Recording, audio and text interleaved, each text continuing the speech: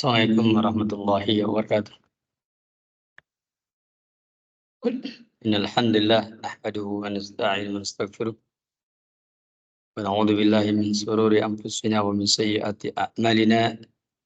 May yahdihillahu fala mudilla lahu wa may yudlil fala hadiya lahu. Asyhadu an la ilaha illallah wahdahu la syarika lahu wa asyhadu anna Muhammadan abduhu wa rasuluhu alladzi la nabiyya ba'da. Amma ba'd. Jemaah sekalian rahimani wa rahimakumullah. Alhamdulillah kita sudah banyak bab yang kita bahas, dan pada malam ini kita akan membahas babul iyadah jawfal lail, bab al-iyadah, yakni menengok jawfal lail di waktu malam.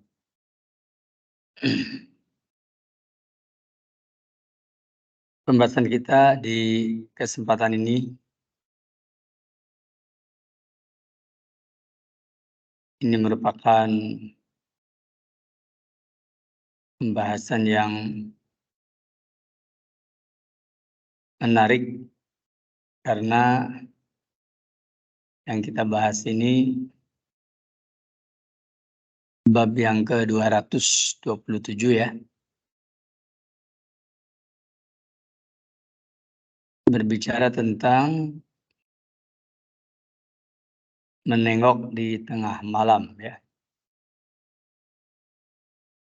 Dan keterangan ini atau judul bab ini dikatakan bahwa al-iyadah jawfal lail, al-iyadah sunnah. Ya, ini bukan al-ibadah tapi al-iyadah. Menengok itu adalah sunnah idza kana lahu muta'ahid, apabila memang sudah ada ya kesepakatan.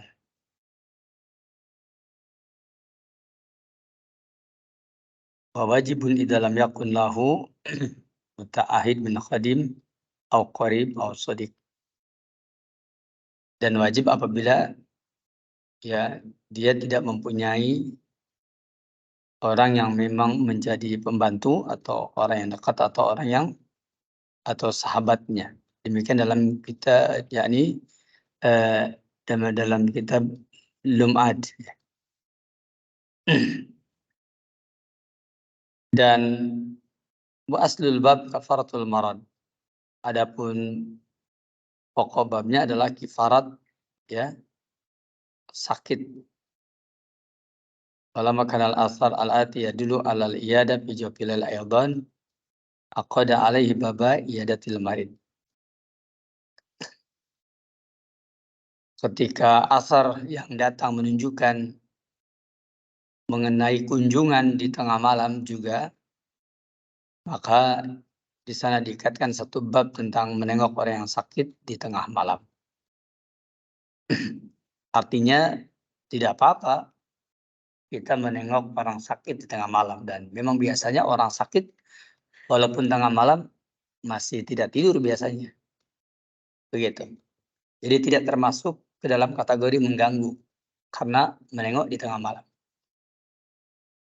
Ada sebagian orang mungkin menganggap bahwa ini merupakan sesuatu yang tidak memiliki adab, tata krama, etika. Justru ketika ada syariatnya itu merupakan etika. Etika itu apabila ada tuntunan dari Allah dan Rasulnya, itu namanya etika.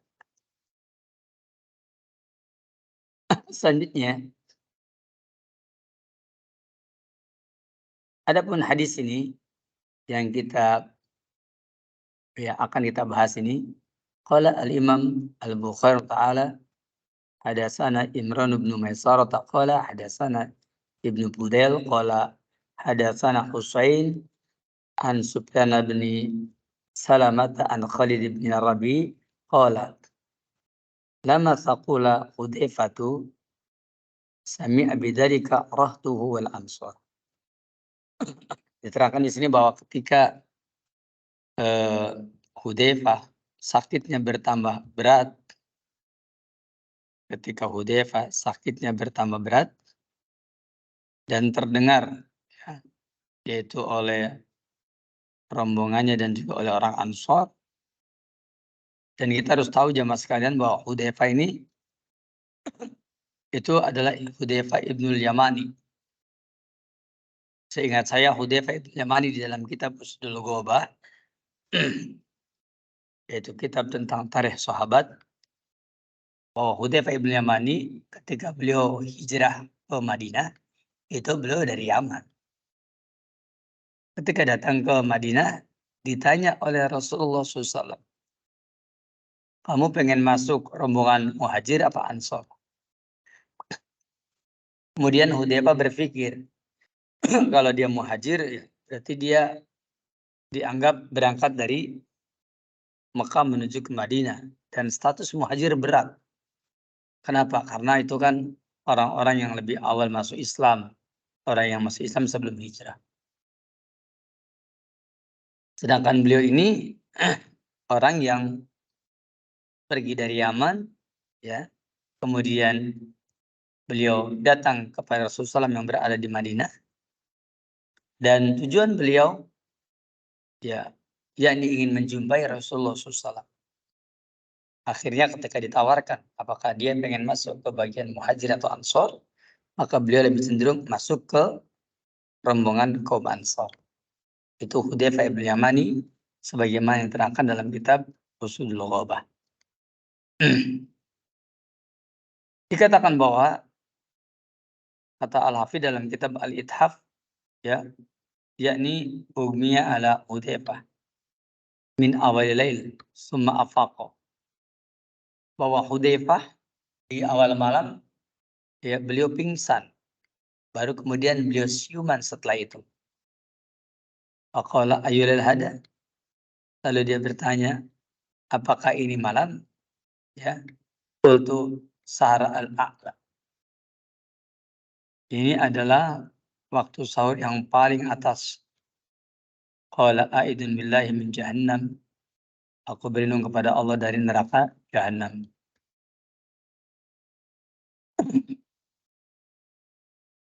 Kemudian dari penjelasan ini,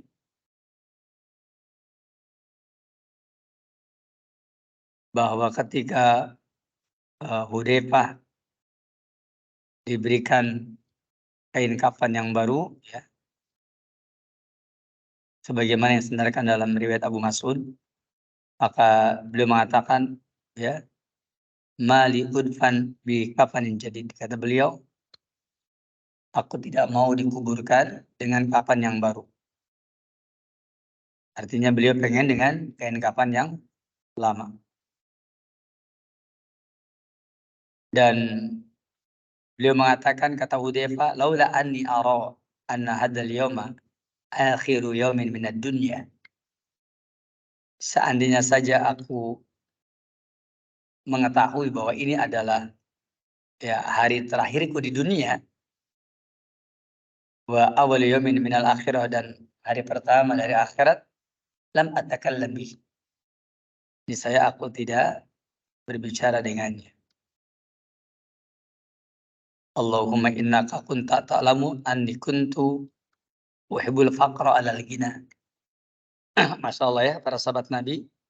Kata Hudzaifah, ya Allah, sesungguhnya engkau tahu bahwasanya aku adalah orang yang lebih suka dalam keadaan fakir daripada dalam keadaan kaya. Para sahabat Nabi itu lebih suka jadi orang fakir daripada jadi orang kaya. Kalau kita lebih suka jadi orang orang fakir, orang kaya daripada jadi orang fakir. Jangankan mustaminya, ustadznya aja pengen jadi orang kaya. Ya. Jangankan orang awamnya, ahli ilmunya pun zaman sekarang ini lebih condong ingin jadi orang apa? Orang kaya. Bahkan kadang-kadang disebut sukses karena apa? Karena kayanya. Padahal Nabi kita yang mulia bersabda, ya, apa katanya? Innallaha ya yu'ti dunya liman yuhib wa man lam yuhib. Sesungguhnya Allah memberikan dunia kepada orang yang Allah cintai dan orang yang tidak Allah cintai. Wa innallaha yu'til akhirah liman yuhib. Tapi Allah memberikan akhirat bagi siapa yang Allah cintai. Dan kita sudah tahu bahwa kefakiran akan menjadikan orang masuk ke dalam surga Allah Tabaraka wa Ta'ala, ya, setengah hari, ya, lebih dahulu daripada orang yang kaya. Ketika keduanya memiliki amalan yang sama. Karena orang kaya akan terhalangi oleh perhitungan hartanya, sedangkan orang fakir, orang miskin, maka dia akan terbebas dari perhitungan hartanya.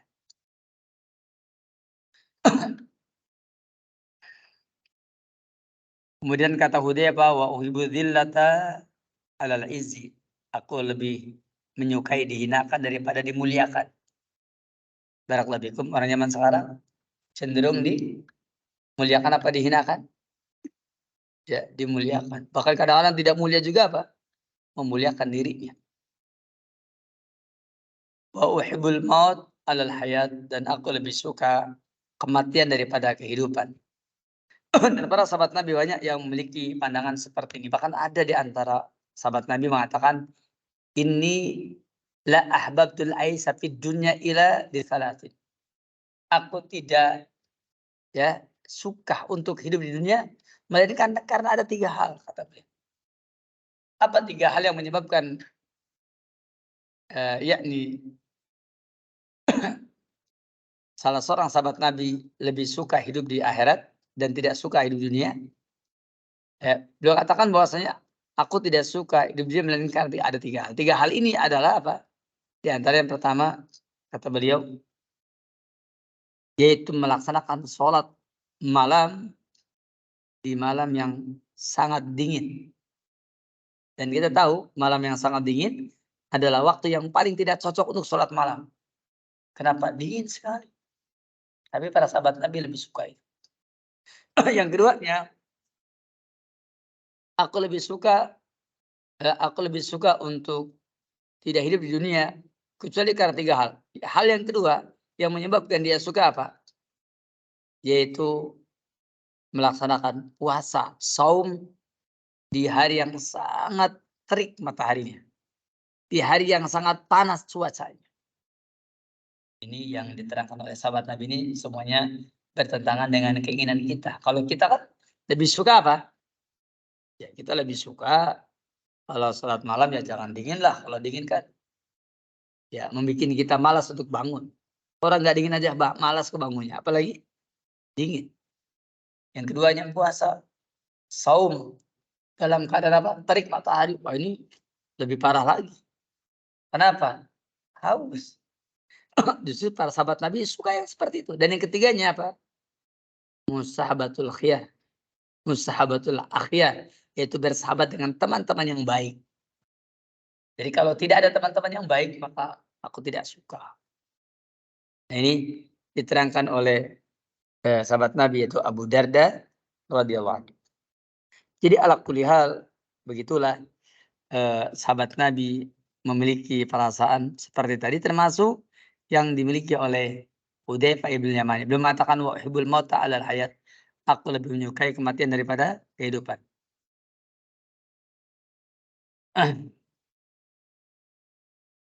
Habibun jaa ala faqah wala aflaha man nadam. Dikatakan bahwasanya orang yang mencintai tentu akan datang terhadap sesuatu yang faqah, yang serba kekurangan. La aflaha man nadama, tidak akan beruntung orang yang menyesalinya. Summa mata, kemudian beliau wafat.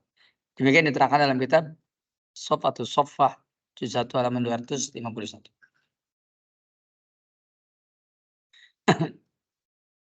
Jadi ini adalah riwayat tentang ditengoknya Hudzaifah ibn Yamani oleh rombongannya dan juga oleh kaum Ansor. Ketika dia berkata, ayu saati hadihi, qulna jawabal lail. Maka kami menjawab, kata Khalid bin Rabi, ini jawabal lail, tengah malam. Au inda subi, atau mendekati waktu subuh. Tadi sebetulnya as-sahar al-a'la, yaitu waktu sahar yang paling tinggi, paling akhir. Artinya memang ini tengah malam dan juga dekat di waktu subuh. Kemudian kata Hudzaifah dalam kitab ini, a'udzubillahi min sobahinar. Aku berlindung kepada Allah dari sobahinar, yaitu pagi an-nar. Apa maksudnya? Yakni berlindung dari waktu pagi di mana dia meninggal dunia dalam keadaan yang tidak baik. Maqala, kemudian dia mengatakan, jitum bima ufanu bi, kalian datang dengan membawa sesuatu yang aku akan dikafani dengannya. Kulna, kami jawab na'am ya. Maka dia mengatakan, la tughalu, maka janganlah kalian berlebih-lebihan, gulu, melampaui batas, bil akfan, dengan kapan.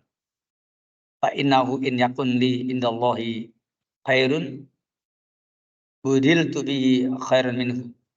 Maka sesungguhnya jika aku mempunyai kebaikan di sisi Allah Taala, saya aku akan digantikan dengan sesuatu yang lebih baik.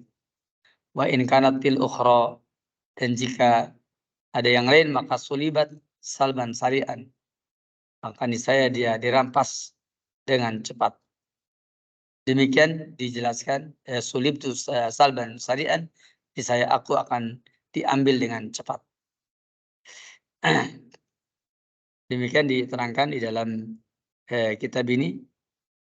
Dan hadis ini sengaja saya bacakan dari kitab Fadlullahi As-Samad, yang merupakan sarah dari kitab ini, menunjukkan kepada kita bahwa bagaimana seorang sahabat Nabi ketika dia menghadapi kematian seperti yang dilakukan oleh Hudzaifah ibn Yamani.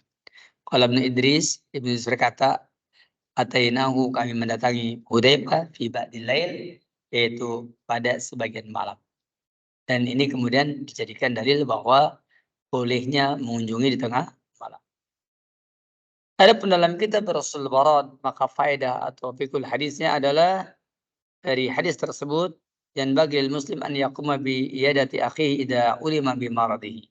Bahwa selayaknya seorang muslim dia datang untuk menengok saudaranya apabila diketahui saudaranya sakit. Artinya seorang muslim hendaklah memberikan perhatian kepada saudaranya yang sakit, jangan sampai tidak punya perhatian. Yang keduanya, yustahabu ikhtiyarul waqti al-munasib. Disukai untuk memilih waktu yang sesuai fijiarah, di dalam mengunjungi atau dalam berkunjung kepada orang yang sakit. hatta la yuhissa al-marid al-adha. Sehingga orang yang sakit tidak merasa terganggu. Jadi cari waktu yang tepat yang kira-kira orang yang sakit tidak merasa terganggu.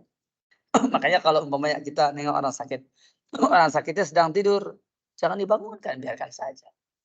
Tinggal, ya udah nggak apa-apa, biar aja. Kalau dia sedang tidur sih, ini saya bawa oleh-oleh ya. Barangkali dia bangun, kasih tahu, saya barusan nengok, cuma dia sedang tidur dan saya nggak mau mengganggu. Jadi kalau ada orang sakit, jangan dipaksakan ya untuk mengganggu dia. Ini orang sakit diajak ngobrol apa, panjang lebar. Akhirnya begitu kita pergi, ya diopname lagi, tambah sakit lagi. Jangan seperti itu. Ini merupakan adab ya. Yustahabu ikhtiyaru al-waqti al-munasib fi ziyarah hatta la yuhiss al-marid al-adha. Yang ketiganya, at-tahdhir anil kapan al-ghali lil mayit. Peringatan dari memakai kapan yang mahal bagi mayit. Artinya, mayit ya kapannya biasa saja. Karena apa? Karena kapan itu akan hancur. Yang penting terpenuhi.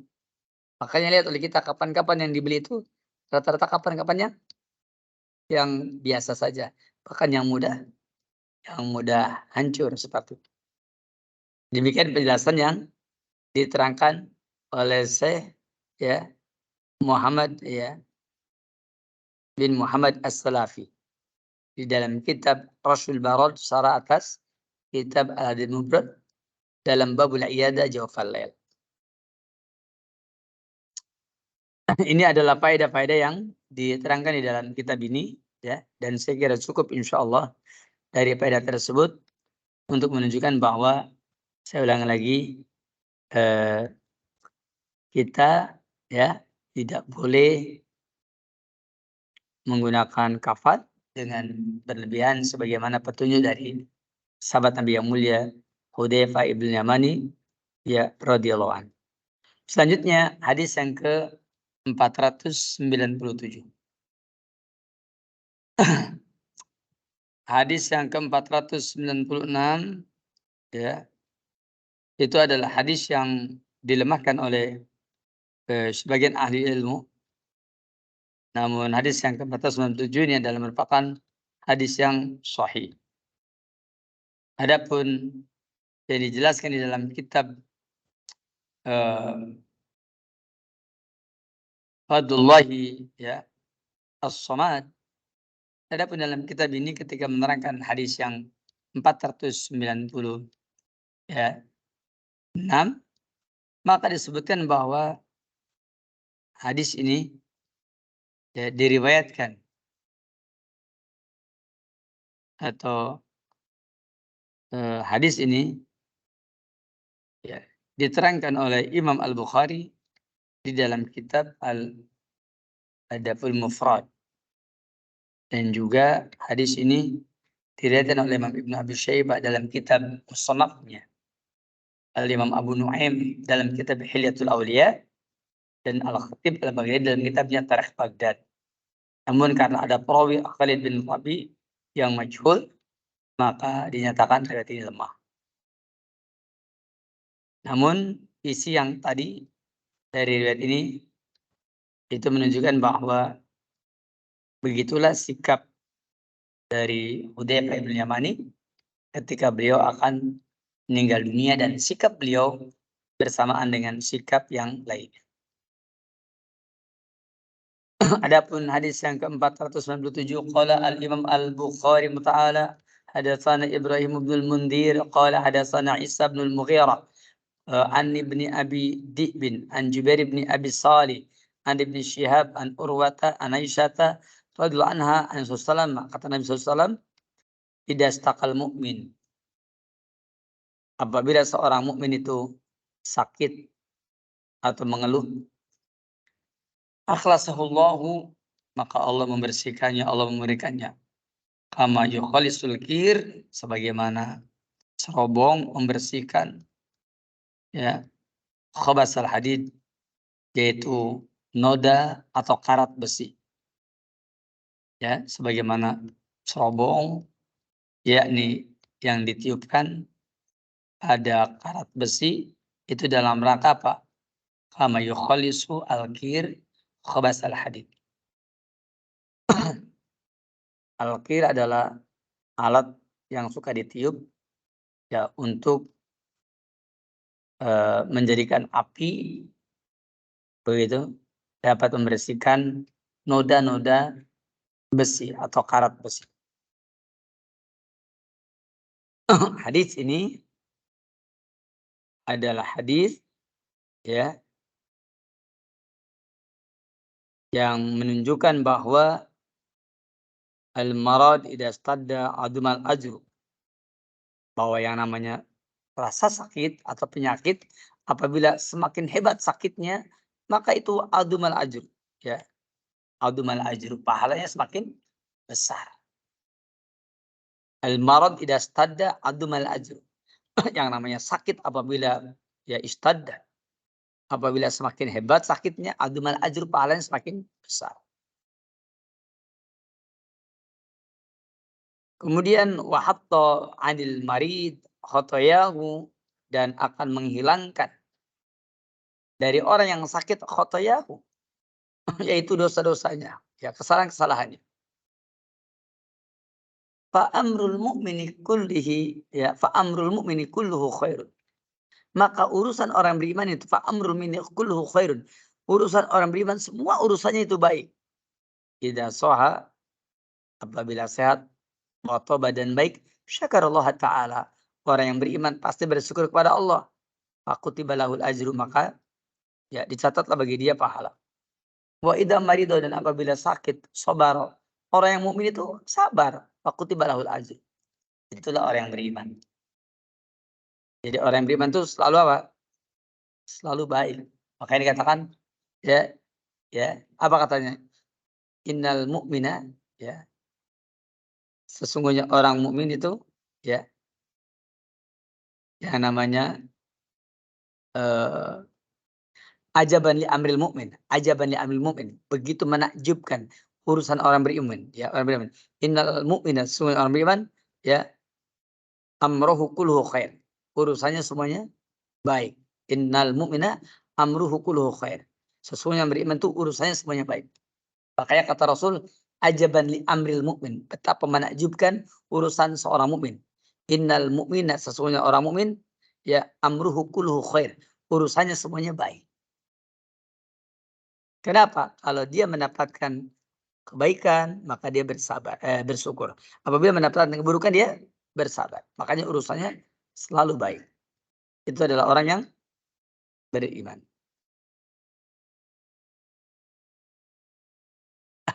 Maka dikatakan bahwa idastaqal mukmin, yakni ya dalam arti yang lain ya, bahwa sesungguhnya orang mukmin apabila sakit. Dalam keterangan yang lain dikatakan innal huma tadhabu khotoyal mukmin. Sesungguhnya al-huma, demam, itu tadhabu khotoyal mukmin, dapat menghilangkan kesalahan-kesalahan orang yang beriman, kama yadhabul kir khabasal hadid. Sebagaimana ya sebagaimana serobong itu dapat menghilangkan ya khabasal hadid, yaitu karat besi. Sedangkan karat besi yang dimaksud adalah karat besi yang ada pada emas. Kenapa? Karena ketika api tersebut ditiupkan, maka dia akan membersihkan emas dari besinya. Dan ini terjadi dengan sebab tadi. Oleh karena itu, orang yang beriman ketika dia sakit, maka akhlasahullah, Allah Subhanahu wa taala sedang membersihkannya, sedang memurnikannya. Kama yukhalisul qir khabasul hadid, sebagaimana yakni alat untuk ya meniup, yaitu alat untuk menyepuh, dia dapat menghilangkan khabasul hadid, yaitu noda besi yang ada pada emas. Ala kulli hal, dari hadis yang ke-497 ini sedang menceritakan tentang apa? Tentang hal lain, ya. Tentang hal lain yang berkenaan dengan babnya tadi, babul iyadah jawfal lail. Adapun yang 490 7 ini sedang menceritakan bahwa penyakit ya seperti apapun dia itu dalam rangka membersihkan apa yang ada pada orang yang beriman. Dosa-dosa orang yang beriman. Makanya tadi sudah diterangkan bahwa sesungguhnya yang namanya penyakit itu dapat menghilangkan dosa orang yang beriman. Al-huma tadhabu khataya al-mu'min. Kama yadhhabul kir khabasal hadid. Selanjutnya hadis yang ke-498. Adapun hadis yang ke-498, hadis ini dinyatakan oleh para ulama ya bahwa hadis ini juga dikeluarkan oleh Imam Bukhari dalam kitab Al-Marda ya dan juga diriwayatkan oleh Imam Muslim. Hadis ke-498 qala al-Imam Al-Bukhari rahimahullah taala hadatsana Bishr telah menceritakan kepada kami Bishr qala hadatsana Abdullah. Kata Bishr telah menceritakan kepada kami Abdullah qala akhbarana Yunus. Kata Abdullah telah mengabarkan kepada kami Yunus ani Zuhri dari Az-Zuhri qala kata Az-Zuhri hadatsani Urwatu telah menceritakan kepadaku Urwah an Aisyah radhiyallahu anha dari Aisyah radhiyallahu anha Nabi sallallahu alaihi wasallam dari Nabi SAW. Beliau bersabda, kata Nabi, amin muslimin, tidak ada seorang muslim pun yusobu bi musibatin yang terkena musibah wajain aw maradin, apakah rasa sakit ataukah penyakit, illa kecuali karena kafarata dzunubi, itu akan menjadi penghapus dosa-dosanya. Jadi orang yang terkena rasa sakit ataupun orang yang terkena penyakit itu akan menjadi kifarat atas dosa-dosanya. Hatta syaukat, sampai asyauka duri yushakuha yang menusuknya ya seperti itu, sampai duri yang menusuknya, duri yang menusuk ya juga akan menjadi kifarat. Au nakbah atau an-nakbah, yakni apa saja yang menimpa orang dari kejadian-kejadian, dari peristiwa-peristiwa, namanya nakbah. Musibah, bala bencana, kejadian apa saja yang tidak enak, itu namanya nakbah. Maka dari riwayat ini ya, dari ini di antara faedahnya atau di antara hal yang berharga ya, yaitu apa? Bahwa setiap perkara yang menimpa seseorang dan itu tidak enak, maka perkara tersebut ya pada dasarnya adalah merupakan kifarat bagi dosa-dosanya. Dan ini sesuai dengan dalil-dalil yang lain secara umum bahwa perkara yang buruk, perkara yang tidak enak, musibah yang menimpa, semua itu adalah karena kafarata dzunubihi, akan menjadi penghapus dosa-dosanya. Bahkan dalam keterangan yang lain bahwa ketika orang itu dihapus dosanya sampai betul-betul menghadap Allah dalam keadaan tanpa dosa. Makanya kalau kita terkena musibah, terkena banyak hal yang kita bersabar, mudah-mudahan kita menghadap Allah dengan tanpa dosa. Ya, mudah-mudahan kita betul-betul bersih dari dosa-dosa dengan musibah yang menimpa kita, dengan perkara yang tidak enak yang menimpa kita. Riwayat ini adalah riwayat yang memberikan pelajaran yang luar biasa. Karena apa? Karena ketika kita membaca riwayat ini, kita mengetahui bahwa ternyata ya apapun yang Allah berikan kepada kita, itu semuanya merupakan perkara yang dapat menimbulkan kebaikan, walaupun kita merasakan yang tidak enak. Demikian barangkali penjelasan saya, dan dipersilakan barangkali ada pertanyaan sebelum saya mengakhiri di sini. Baik, cukup barangkali kita akhiri di sini. Subhanaka Allahumma hamdik, asyhadu alla ilaha illa anta, astaghfiruka wa atubu ilaik. Wa akhir da'wana alhamdulillahirabbil alamin. Assalamualaikum warahmatullahi wabarakatuh.